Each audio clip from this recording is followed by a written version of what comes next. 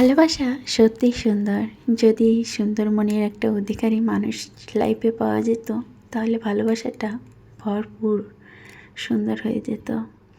চেহারা সুন্দর দিয়ে কী করবেন বলেন, যদি সুন্দর একটা মানুষই লাইফে না পান। আমি সারা জীবন আল্লাহর কাছে একটা জিনিসই চাইতাম, যে আমাকে আমার লাইফে যাকেই দেন না কেন, সে যেন আমাকে ভালোবাসে। আমি ছাড়া তার দুনিয়াটা যেন অন্ধকার থাকে। আমি তাকে এতটাই ভালোবাসতে চাই যেন আমাকে ছাড়া সে এক বিছানায় ঘুমাতে গেলেও আমার জন্য অপেক্ষা করে, সে যেন ছটফট করে। আমি যদি একটু কষ্ট পাই, আমার কষ্টে সেও যেন কষ্ট পায়। আমার জন্য সে যেন অনেক অপেক্ষা করতে পারে।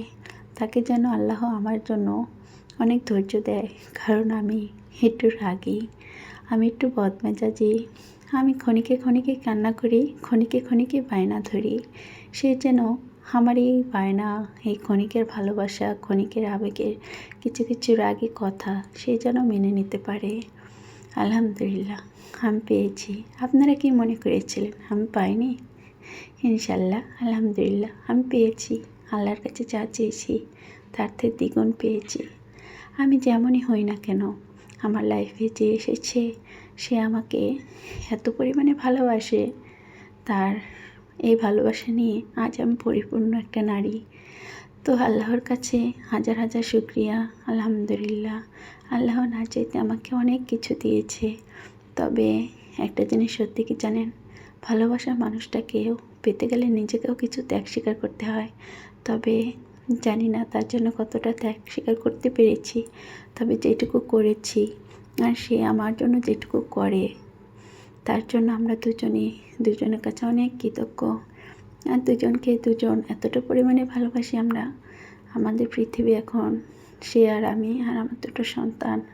সবাই দোয়া করবেন আমাদের জন্য, আমরা যেন সারা জীবন এভাবে দুজনকে আঁকড়ে ধরে থাকতে পারি। আর আমার একটুনি খুশির জন্য দেখেন, সে আমাকে তার সবটা দেওয়ার চেষ্টা করে। ভালোবাসা তখনই সুন্দর হয় যখন সেই ভালোবাসার মানুষটা সব কিছু মেনে নিয়ে তার অবুঝপনাকে প্রশ্রয় দেয়। আমি অনেক জেদি, অনেক বায়না করি তার কাছে, তবে কোনো বায়নায় সে আমার কাছে অপূর্ণতা রাখে না। তার সাধ্যমতো আমাকে দেওয়ার চেষ্টা করে। তার কষ্ট হলেও সে আমাকে বুঝতে দেয় না সে যে কষ্ট পায়।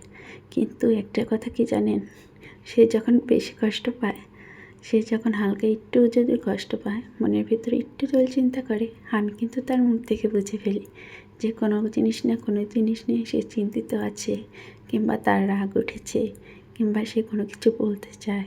তবে একটা জিনিস সত্যি কি জানেন, সে কিন্তু আমার লাইফে বেস্ট একটা ফ্রেন্ড।